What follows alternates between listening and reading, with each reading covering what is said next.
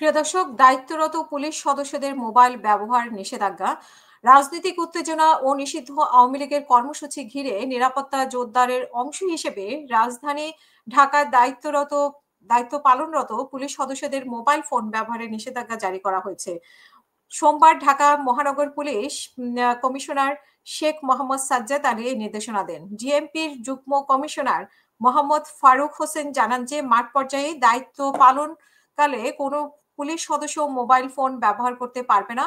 তবে সংশ্লিষ্ট ইনচার্জ বা টিম লিডারদের ক্ষেত্রে এই নিষেধাজ্ঞা প্রযোজ্য হবে না। নির্দেশনা অমান্য করলে শৃঙ্খলা ভঙ্গের অভিযোগে বিধি অনুযায়ী ব্যবস্থা নেওয়া হবে। নির্দেশনায় বলা হয়েছে যে আইন শৃঙ্খলা পরিস্থিতি নিয়ন্ত্রণে রাখতে এবং নিষিদ্ধ রাজনৈতিক